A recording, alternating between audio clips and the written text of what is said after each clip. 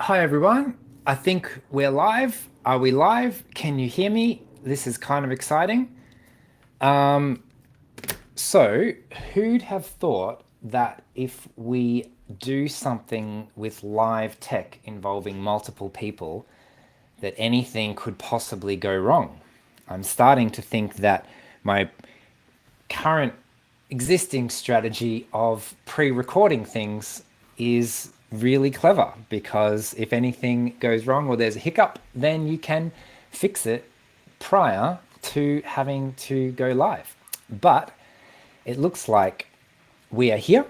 Well, I'm here at least. I haven't been able to get in contact with Seth, so it's going to be just me for the first little bit, and you never know, he might turn up. We may have had a miscommunication around the time zones potentially. I'm in Melbourne, in Australia. He's in Hawaii, I believe. So great to see so many of you on the chat. So yeah, hi Melissa, hi Jonathan, hi Robert, Cam, Annie, Veronica. So many people have been chatting already for a bit of time, waiting for us to start, which is fantastic. So we're going to push ahead, and by we, I mean I'm going to push ahead because you're all here and I'm here, and we've got this opportunity for a last minute surprise, unplanned live YouTube. So we might as well make the most of it. I can see the comments coming in. It's 7:16 p.m. in Hawaii and 3:17 p.m. In Melbourne here. So yeah, bit of a difference. Also a day difference. It's I also always need to check my watch. Tuesday here as opposed to still Monday, I believe, in Hawaii, unless it's on the other side of the date zone, but I get confused. So, executive function. It's a really important topic. And what we were planning on doing today is having a bit of a personal chat between me and Seth about how it's been so useful to learn about executive function in our own lives. I know for myself, I the more I learn about it, the more I know, the more I've been able to figure out why some things are really easy for me and other things are really challenging, and why sometimes I seem to have resources that to get things done, and why sometimes things just don't get done. And to use Jessica McCabe's analogy, like the wall full of awful, where there's just seems like there's nothing you can do to get past this thing. So they're all kind of things around executive function. And if you want to hear more about executive function in general, Seth has a free online event coming up this weekend, starting Friday, the 5th of August. So that is a free 3-day online summit. You'll find links to that in the description. I'm actually one of the speakers this year, sharing some tips, especially for students, around how to best manage and learn about executive function. So that's really exciting, coming up this weekend, 5th of August, starting on Friday in yep.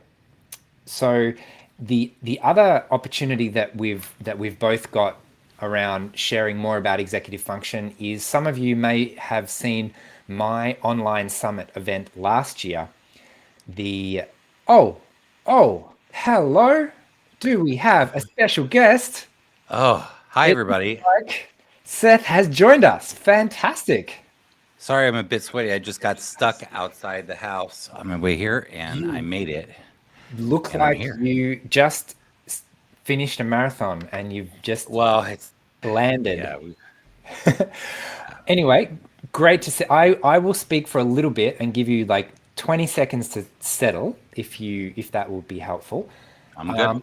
I was just saying that executive function has been, learning about it has been really powerful for me in my own life. You've got an event coming up starting on Friday. which is a free event that people can join live for 3 days. And then you're also one of the speakers at my annual online summit as well. So people may remember that from last year. We have about 25 mostly autistic experts from all over the world sharing not only their professional experience but also their personal experience as well. So the whole point of the summit is to share lived experience of autism. So over 75% of the speakers are autistic themselves, and we have a significant number who are ADHD as well, just like Seth here, sharing their own lived experience. So we've got a lot of different aspects of neurodiversity on show. So perhaps, Seth, do you want to tell us a little bit before we get started about your event that's coming up this Friday? Yeah, sure. So Friday, it's come up so fast, but we've been working on this for months. But it is TFOS, the Executive Function Online Summit. It's for compassionate and proactive parents. So it's for parents, but a lot of therapists and teachers come. We have people from over 60 countries, every state in the United States, and but what it is really is adults who are concerned about their child's executive function and who really are looking for answers. And we have these 30 experts who share two things: knowledge and action. What kind of knowledge can be helpful, and what kind of action can people take, which is the most important thing to support the kiddos, whether they're elementary school, college, young adults, whatever. What kind of actions can people take? So that is what the summit's about. And you're on it, and a bunch of other great people. So I knew about you and tracked you down this year, and fortunately got in touch and have enjoyed getting to know you, and so appreciate how you show up and what you do on YouTube in particular, where I know you from. And yeah, and I've never done a YouTube live. I don't think I do YouTube every week, but I've never done it live. I don't think so. It's good to be here on YouTube live this week. So links to both of those events are in the description already, so you can check them out. Seth also has his own YouTube channel. So if at any point you're thinking executive function is fantastic, I want to hear more from Seth, then there's plenty of online resources that he's already made that you can check out. So I'm just so glad that we are both here. Me too. Me too. The thing that's on top of my mind at the moment is that one of the things that makes the biggest difference for me personally with executive function is how tired I am. So it's a bit of a feedback loop, because the more tired I am, the harder it is to do the things that I need to do, because the executive function becomes harder, and it's like I get less and less and less ability to function, and then the things get harder and harder and harder, and they kind of like putting words together, for example. So I'm pretty tired, and I'm about to suggest that we just switch out of work mode and just have a chat about whatever feels interesting around this topic, because it's such an interesting topic. So how did you maybe you can, not everyone is going to be familiar with yourself. Seth, do you want to give us a bit of background, like how did you get into this whole area? Like what's your personal connection? Well, so I always say, like, I was that kid, meaning like I was the kid that I help nowadays. So it's called the wounded healer type of thing. A lot of or people will say we teach what we most need to learn. I literally from first grade on, I had all of the executive function challenges showing up in my life, meaning like in my progress reports that early, first grade, started saying daydreamer, does not pay attention, needs to try harder, lazy, unmotivated, undisciplined, whatever.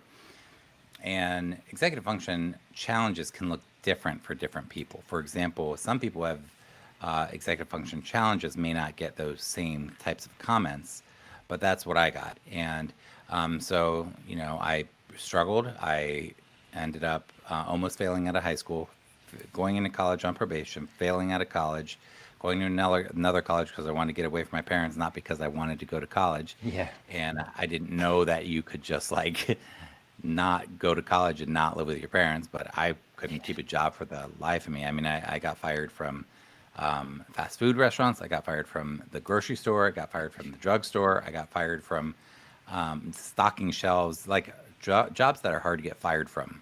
My executive function, I was getting fired from. And then I go to another college. I drop out before I fail out. I was going to fail out of that one, and just didn't like me, and really didn't feel hope that I could do anything with my life. And so, anyhow, eventually, I turned my life around. I like worked harder than ever, and I'm like, I'm gonna put everything into figuring my life out. I'd never heard of executive function. I never heard of executive function until actually way later. I might mention that, but you know, I fell in love with. I started turning my life around and just started saying, I'm just going to figure life out. I to this day, I feel like I work 10 times harder than other people who to do the same things. Things are just harder for me. And people might say, Seth, you're so organized. I'm like, I'm not. I have to work really, really, really, really hard to be somewhat organized.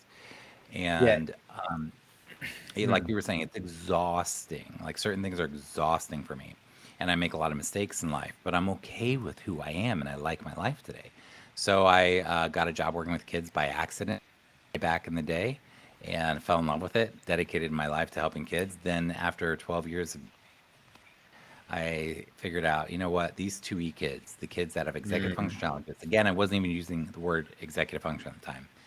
Those kids were like my kids. Those are the ones that, you know, these kids who are super bright, but that are appearing to be that aren't fitting into the mold of what a successful student's supposed to be. I just fell in Yeah. love with working with those kids It's and figuring them out. so much of this stuff is like the invisible challenges. It's like you can see someone almost miraculously, whatever the opposite of succeeding is, dropping out of all those jobs like you were saying, and just like it's easy to think like how could someone so clever, this is what people used to say about me, how could someone so clever be so stupid? It's Yeah. like how, like, you've got all of these things, and why do all of these gifts and talents not equate to the success that you kind of imagine they should? And there's you've got so much potential. Potential, yeah. And then so the story ends up being like, why am I not living up to my potential? So everyone tells me I have potential, but it's not, there's not a lot of self-esteem in that. Yeah, I was very depressed and very anxious and depressed. Just hating on myself. My inner critic was so loud. Just, you know, I'm a worthless, lazy failure was my internal dialogue.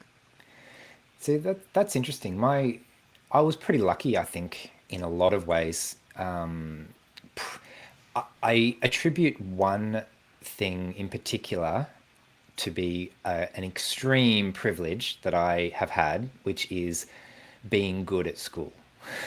Like, if you are naturally gifted and, you know, English and maths and science are easy, then it doesn't matter if you suck at art or PE or some of the other things, because you get good grades, and everyone thinks it's fine. And I always was able to get enough positive recognition to keep up that self-esteem.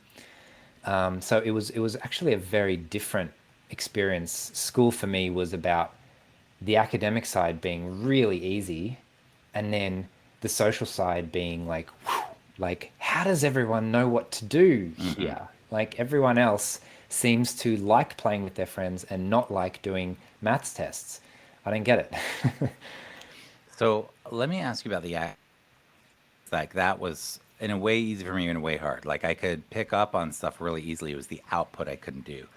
When you were a kid, were you shown like this is how you use a planner, this is how you do folders or binders, or and did you take to those structures really easily because you like those structures? Did you No. just like work I hard? Was it no. just easy and you could whip it out really quick and you knew enough to just get it turned in? Like, what was your experience? Probably the last one. So I was about to say none of the above, but every strategy that someone else tried to teach me, I threw out the window, basically. School was actually relatively hard in that sense because I was required to have a planner, I was required to have a diary, I was required to do homework on a regular basis, and like that just did not work for me. So when I got to university, I threw all of that stuff out the window and I just followed my own energy and I put my time and energy into the ways that I learn best. And then similarly, and then I had so much time and energy left over that for assignments and things, it would take me a very, very, very long time to do assignments, Mm-hmm. but that was okay because I had the time. So I was able to give myself that time and I didn't need to try to be efficient. And all of those efficiency aids, why don't you plan out what you're going to do? Why don't you do all these other things? They just did not work for me at all. So in university, when there wasn't as much structure and the schedule was totally different, you might have classes on Monday, Wednesday, Friday, no classes on Thursday, and a lab on Tuesday. It's so weird, like compared to like regular middle and high school. Did you? Because so many of my with that have executive function challenges cannot in college cannot deal with that freedom because they they don't know how to create their own structure. So how were you just So interested in the classes, like the teachers, motivated enough to take your firstly, time to? firstly, I'm very self-motivated. What motivates, there are two things. So the other thing is, I know what motivates me. And when you know what motivates you, me, you, me, One, yeah. when when I know what motivates me, it allows me, there we go, get my grammar in order, to do things in a way that is really easy and motivating and to completely forget about the rest. So the two things that motivate me are progress, knowing that I'm making progress, and the other thing that motivates me is seeing a finish line. And I guess they're kind of interlinked because if I see a finish line and I know I've got 700 more of these mind-numbing maths problems to do, then every one that I do is motivating because it's getting me towards the finish line. And so I guess this is where I do not have ADHD, so our experiences are probably going to be quite I different. can't wait to tell you mine. I mean, you probably know, but yeah. So I could just do the next thing, do the next thing, do the next thing, do the next thing, do the next thing, so long as I could create my own structure and make sure that I knew that what I was doing at the moment was definitely leading me to the goal that I was doing. So that's a very structured approach. But I don't plan out the structure. I only need to know the direction and then I can make Mm. sure that I'm taking the next step. And that was motivating enough for me to organize myself to actually function. Quite different for you, you were saying. Yeah, I especially for parents who are really very structured, and they're motivated by completion of things. They'll say things to their kids like, "You'll feel so much better when it's done." And I don't, and a lot of my students don't. And for me, it's not like I'm like, okay, I'm getting there, I'm getting there. It's just a slog. And it's not like I feel a great sense of accomplishment. It's just done. So I'm more, the ideal situation is I enjoy the process. So if I had a lot of math to do, I'm present with it. I'm not thinking about other things I should be doing. I'm really enjoying it. And I'm in that process. I'm not thinking about the goal, though. I'm not thinking about the end. I'm just like in that process. But then when things I have to get done, like my taxes or, bureaucratic stuff, like it's just, I'm I'm not motivated to do it. I just know that the consequences are going to be so hard that I'll get it done and I'll use myself to do it, not motivation to get myself to do it. So my experience in my the way it feels is it doesn't feel good like, oh, I'm getting closer to it. And that's what's Mm, so interesting mm, is the brain, we really a lot of people experience life very mm. differently. And then I would have been motivated, by the social. That would have been like very motivating to me, to play, to talk with people, to meet people, the to be overwhelmed socially would is a dream for me. Whereas for you, that'd be like Yeah, for me, draining. the social was often the effort part, and that was partly why university was so easy compared to school, because at university I could study by myself if I wanted to, I could attend a lecture by myself if I wanted to, I could sit with the people that I liked if I wanted to, I could be anonymous if I wanted to. Whereas in school, you've got a small class and you're always with the same class, and it just felt like so much extra pressure. And I think one interesting area of function where you and I might experience things differently too is part of executive function is pivoting or transitioning or transitions. And for me, I'm very, very, very flexible in that I can change plans in a second. I can travel with no plan, no hotel, no anything, land in the place, figure it out, and be on an adventure. I can, but when it comes to transitioning in a different way, it is hard for me. Meaning, like if I have to transition from a class to a class and be prepared for that class and have my homework done and have the books that I need and the pencils that I need. If I have to transition from my house to the school bus and have everything that I need, my lunch and everything, the transitions like that, the thinking ahead part of it, horrible for me. The part of like flexible thinking and just being able to adapt to different situations, easy. Like, bring it So on. there's a bit of a theme here, because before you were saying how to do well you need to be really in the moment of what you're doing, and now you're saying that even if there's no plans and things change all the time, so long as you're really present to that and you can just sort of go with it, then you do really well. But if you have to plan it and you have to have thought about it already before you get there to bring the right textbook, then not quite. And it depends on whose expectation it is.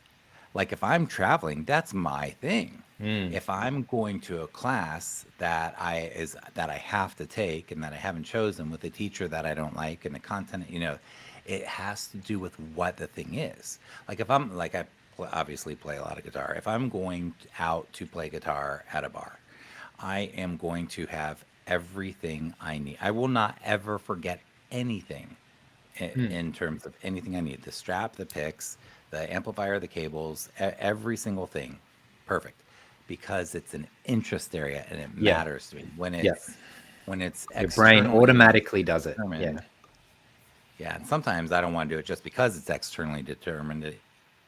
And I'm not as, but a lot of us have that sort of defiance, with executive function too, where we're just like, nope, I don't want to do it just because it's not my idea or it's not. So there can be that element too. But it really has a lot to do with, do I like the teacher? Do I like the class? Am I motivated by what we're learning and what we're doing? Do I feel like the teacher cares about me? Is it my own hobby? Where's the agency? And for other people, and I don't know where that is for you, like it, it's it's not as necessary to have those things. Like you can, This is really a very poorly understood area, especially when it comes to autism. There's this, and I think it's got enough to do with the executive function that we'll go there. There's this myth that autistic people are not flexible. And a better way of understanding that is that autistic people really, really need some things. And if you take away one of those pillars, then we fall over. And not everyone knows what those pillars are. So I can be extremely flexible, and I have I did 18 months of solo travel where I did not know one day to the next where I was going to sleep, or which city I would be in, or who I was going to meet, or anything like that. And I would literally wake up that day going, okay, let's go find food and shelter, right? And But you the enjoyed that reason, adventure, or you enjoyed enough?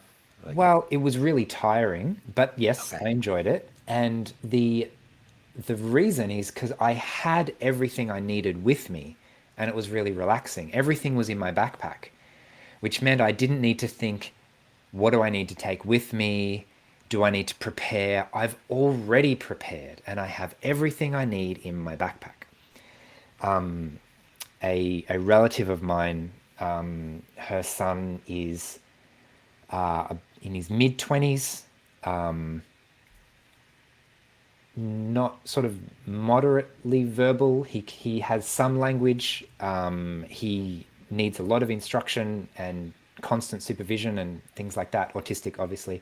And she says he's so flexible. If he has his cuddly toy and his iPad, and with his music, take him anywhere as long as you want. Change the routine. We're going on a drive. We're staying here tonight. We're doing this. We're doing that. Does not matter. He has his cuddly toy and his music. So has everything he needs, and everything else can be insanely flexible. So when it comes to study, I just need to be able to be present to what I'm doing and have everything that I need.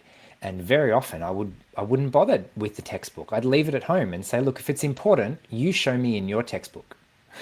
I'm not going to look through my textbook. I don't think I hardly ever read my textbooks.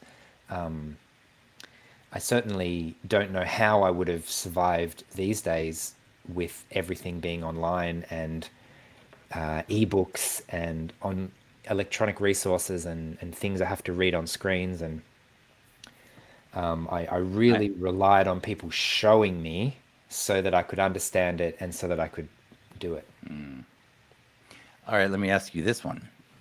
So, let's say that you're a kid and you have Legos, or you have a puzzle, or you have a new toy or a new game. Do you read the directions, or do you just dive in and I will read every direction that exists to satisfy myself that I have not missed any key piece of information.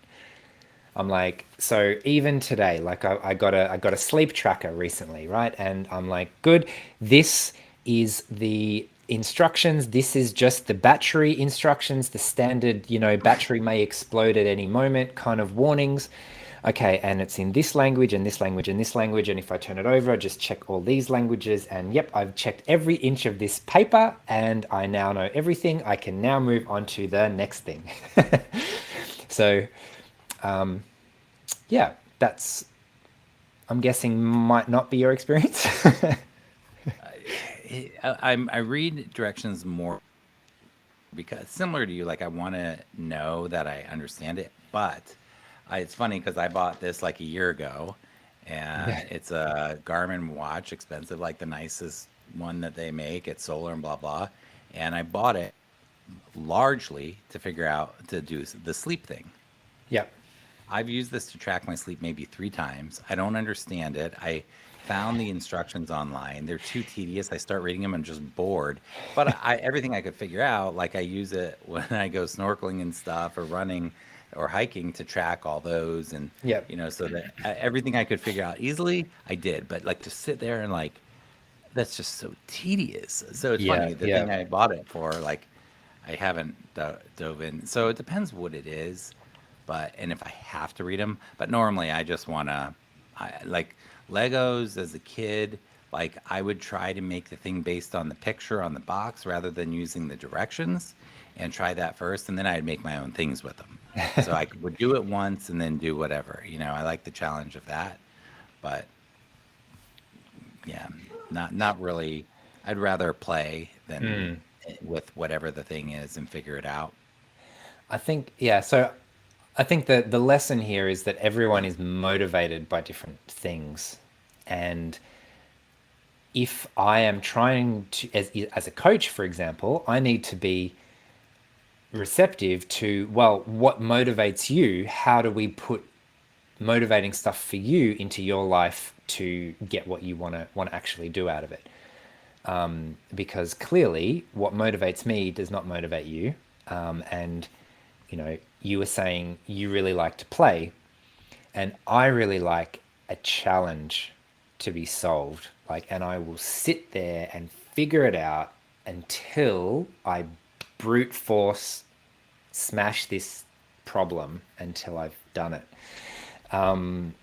And you can probably imagine that there are lots of times where that's really handy to have. And maybe you can also imagine, if anyone out there is listening, is thinking, yes, that's me, try and think, what are the downsides to having that skill? And for me, I'm realizing the downsides is it's really hard to not spend as much energy. I spend way too much energy reading the instructions when I could have just put it on and figured it out and it would have been fine. And I would have saved myself all of this time and energy and effort. But instead, I say, no, I've spent 24 consecutive hours on this problem and I haven't made any headway, and I'm going to keep going until I eventually solve it. That's probably not a good strategy. Maybe I should chill out, take a break, do something else. So every natural strategy has strengths and weaknesses in that sense, I guess. Yeah. Did Yeah, you? I think what you said is really important. Like a good coach, a good teacher, like they are able to really ask the right questions and have people come up with their own answers and honor them. And a lot of the kids who struggle in the system are not asked that. They're not asked what would work for you. There's no time for it. The teachers have 30 kids in the classroom. They have to cover all this curriculum. There's pressure on them, and there's often not enough time to do or time or know-how or whatever. But when we give people the time and the space to explore what works, they can find it. And then what you said about challenge, I think everybody likes a challenge. I love it be in different ways. Like with the obsession, like I get obsessed with certain things. And like if I'm obsessed with like let's say learning a song, I'm not necessarily I'm probably going to go to the lessons on YouTube or the tablature last. I'm probably going to listen to it a million parts and replay it and like just keep trying to hear it. But I'm determined. I like the challenge. I like trying to figure it out. So I can use the word obsession, but that does not mean a bad thing. That's like I'm passionate about whatever the project is. And I Yeah, love, you know, it's constantly stimulating you, and it's constantly fun, and it's just really rewarding, it sounds. but that's because it's my thing, Yeah. you know. If it, again, if I this is one of the things that I think really stinks about modern education is that we could be giving kids so much choice. It's not that hard to reconstruct the way we teach, and I just don't. It's really sad that we don't, because they'd be so much more engaged in their education if we allowed a lot more choice. So when there's agency and you can do a classroom with a totally neurodiverse brain, everybody agency and engagement with choices. But we don't, we have these sort of curriculums with like the questions at the end of the chapter and Yeah, the test that's provided by the. I often describe autism as we're just really good at falling through the cracks. No matter what system you create, no matter if it caters for 99% of people or 99.5% of people, like I feel like I will be in that 0.5% that the system doesn't quite cater for. So that means that we kind of need a ground up method of looking, okay, what do you need? What do you need to kind of fix that? But just transitioning this conversation slightly. You're an executive function coach. What is an executive function coach? Well, We've that's talked about it a little bit, but yeah, it segues pretty nicely because what I've found is that exactly what you said, that you can fall through the cracks, there can be a system, and there's just something that doesn't work. And the way I am as an executive, which is I don't know what anybody else does. I don't care what anybody else does. I don't know if they're good or not good or whatever. yeah, I know what works for me and my people, and what works similar to what you were just saying. I like to think of weird words and whatever, but I call my system Frankenstudy, based on a guitar, Eddie Van Halen's guitar called Frankenstrat, where he built it with all kinds of weird parts. Some were not even guitar parts, um, and he just made one of the most iconic guitars in rock and roll history with a bunch of pieces that he Frankenstein together.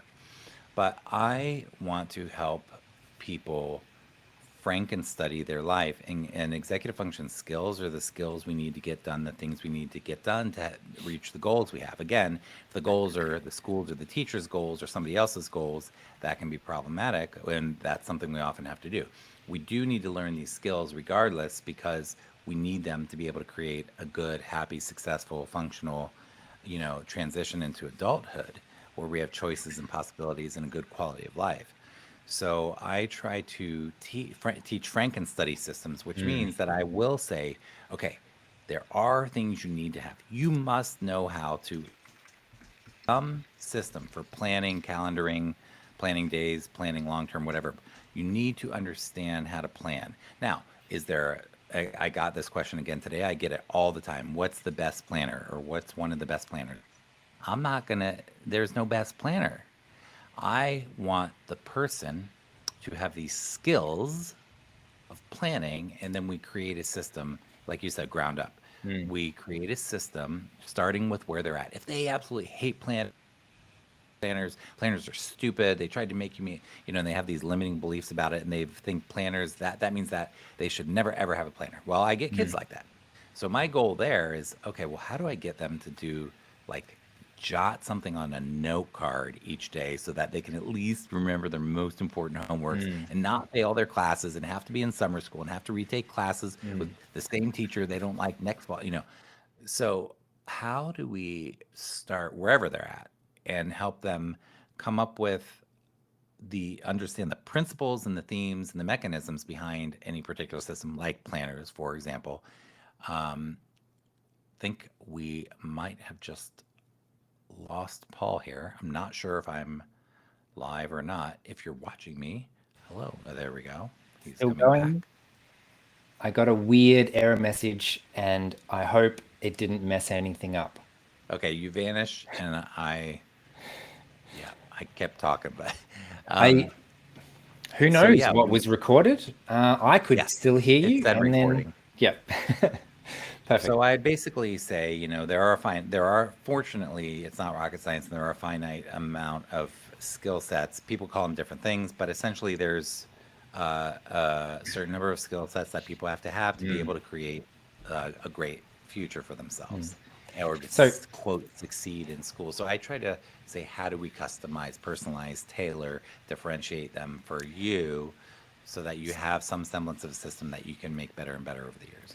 So I'm interested to hear, because we've got 100 people watching us live at the moment, and well, hello everybody. Possibly, you never know. I don't see that number, so cool. Hi everybody. And potentially, lots of people also watching later on the replay as well. So I guess I'm interested to hear from the people in the chat, sort of what kind of things are the skills that you're sort of struggling with regard to executive function. We all have the things that we're good at and not, because I think it's hard to understand what being a coach is if you don't have a personal thing of, oh, so there is this thing that I would like to do, and there is this thing that I feel like I can't do, and that's what a coach does, because they will figure out a ground up thing, like you're saying.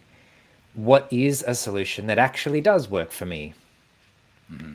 And the other thing I'm hearing mostly with your examples is that there are so many sort of mainstream solutions, and they are not going to work for everyone. They But they'll and all say they do. This they is the they all best. say they do, yeah, yeah.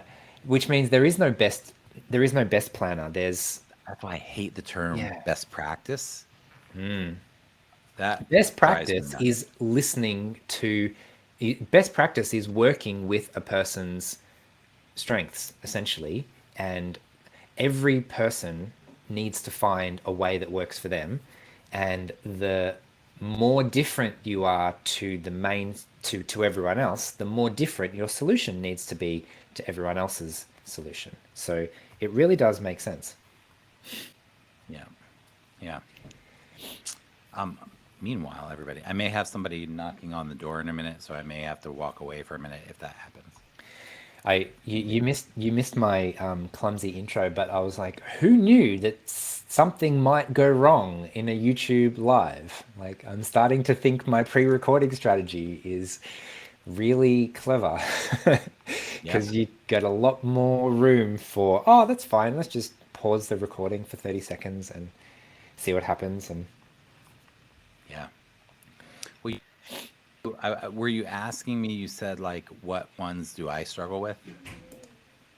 I was mostly asking people in the chat to have a think about what does executive function mean in your life, and just to get a sense of what coaching is, because as people know, I'm a life coach as well, not necessarily specializing in the executive function field, more sort of general than that. So I was and then sort of back to you, Seth, like I guess it's a bit of a natural progression to go from teacher to coach, or Maybe. I mean, I love teaching. I love the art of teaching. I miss it. What I struggled with as a teacher, and the reason I became a coach, and I didn't really care if I called myself a coach or this or that. I might shut the door in a minute just because. yeah, that's all right. But I just like helping kids, whatever you want to call it. Let me shut this door. I apologize.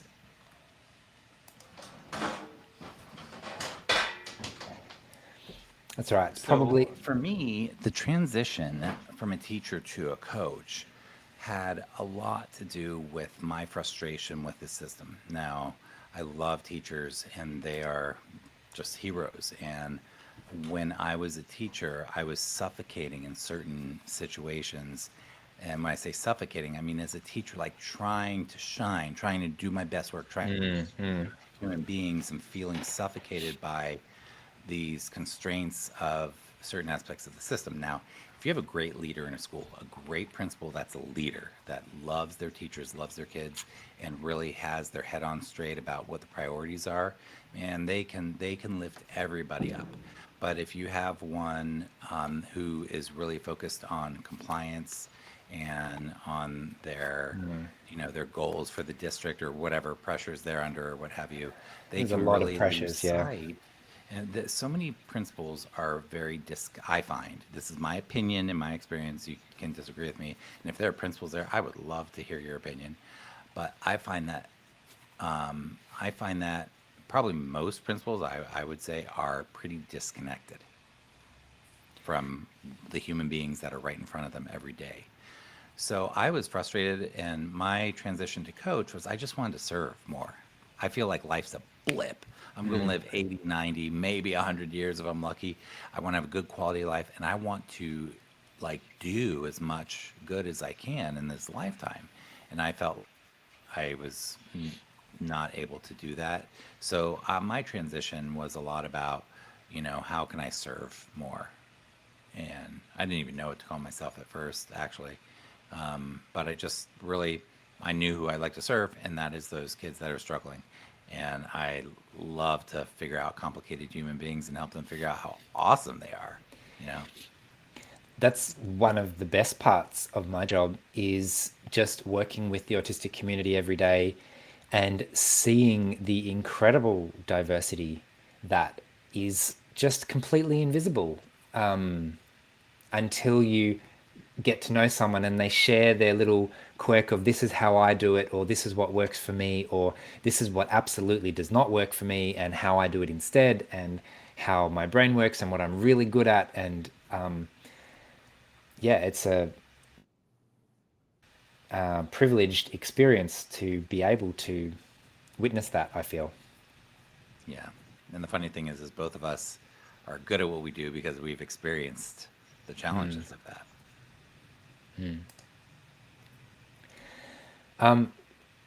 So I don't know about you, but I feel like we should wrap up a little bit at the moment. My Can I energy's say, meanwhile, if getting a, anybody joined yep. recently, if you click the link below, Paul has a link to the summit, TIFOS, the Executive Function Online Summit, which is coming this Friday. Paul's one of the speakers on it. It's a fantastic summit. You can check it out on the link and see if you want to register for free or not. But go ahead and take a look at that. I want you to know that that's there. Yeah, so in my mind, the purpose of this event is, hey everyone, get to meet Seth. He's pretty cool. Check out his event this Friday. And if you want to hear more, so the speakers at Seth's event are experts from all over the world. If you want to hear more about from Seth himself, he is speaking at my online summit event coming up in September, which is the links are also in the description as well. And I believe there's also a very special early bird thing that's available until Thursday, Seth, for your event. Is that right? Yep. So you can go to the whole weekend event for free, which is Friday, Saturday, Sunday, and then Monday and Tuesday are bonus days. So you can see all 30 speakers essentially for 5 days. But there's an all access pass with a ton of bonuses where you own it and you can download the audio, whatever. People love the all access pass. But yeah, so it's on early bird sale until Thursday night. And we just tried to make an amazing package. That was a no-brainer. So, Simple. yeah, pretty simple, pretty amazing stuff. I know executive function has helped me to make a lot better decisions for myself in my own, the way I work and relate to people and organize my life and everything like that. So it's a really great topic. So thanks for all the work that you do helping educate people about it, Seth.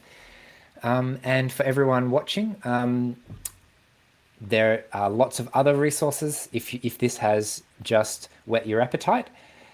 So you can check out Seth's YouTube channel or website. Otherwise, there's the event this weekend or my summit event. All the details are in the description. And I'm pretty sure I've said everything I need to. No. Is there anything else? So we'll probably wrap up in a minute, right? I'm trying to wrap up. I suck at goodbyes. Okay, well that's okay. I have a good way to do it. So I can't see the site at all. If there are any comments or questions, let's do Oh yeah, one or we two. could do a couple of questions. Are people keen for questions? Or have we already made the goodbye too strong? I was pretty good at I can't see the chat or the comments, so I don't know. So the comments are coming through on YouTube because we're streaming live to YouTube. So I'll give it a minute to see if anyone has a question. But it does kind of, I was doing so well pushing towards the finish. Oh, there's then the difference in and then we have the like massive my brain pivot. is like, let's fit more in, and you're like, let's get to the resolution. I don't know how you're still awake at the moment.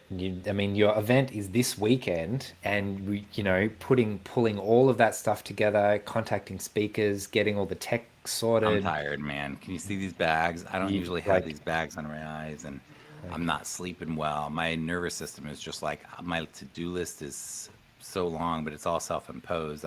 I love what I'm doing, and fortunately, because I'm motivated, but I'm tired. I am tired to the core. I hear once you get to 300 coffees in a day, you can transcend space and time. I quit coffee. Uh, I can't do it. I wish that was true. I can't do it. 299 is pretty bad, but once you get to 300, Do you drink coffee? like one a day Oh, maybe. Caffeine has zero effect on me, so I often forget to have a coffee for several days at a time.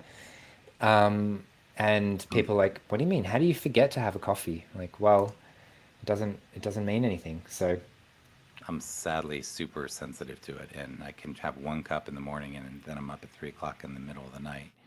And it's 8 o'clock here in the PM. What time is it there? it's just gone 4 p.m. here in Melbourne. I'm glad people got my Futurama reference in the comments. That's fantastic. I was like, how subtle do I need to be? I wouldn't know Futurama references. Okay, so I am not seeing a specific question in the comments, and it's Cool. really hard for me to read all of the comments. Cool. I'm sorry if for anyone who has asked a question earlier on and I missed it because there have been so many people being so interactive, which is fantastic. Thanks to all you interactive live YouTuber commenters. Yeah, stay in Uh, touch. We're still doing stuff. yeah, What were if you you have going a to say, Phil? comment or a question, pop it in the chat right now.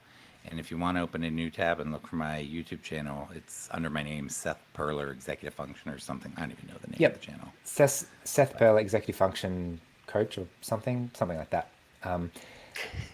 You'll find it. We'll have a link. YouTube will probably recommend it to you after you watch this video, hopefully.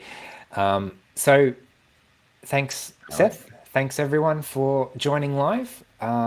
We hope to have more Meet the Speaker events in the lead up to the Autism from the Inside online summit coming up on September 19th. So that's very exciting. Some may have notice, others may be a surprise live like this one. So that's all going to be fun, and see you again next time, I guess. So Thanks, Paul. Take thanks, care, Seth. everybody.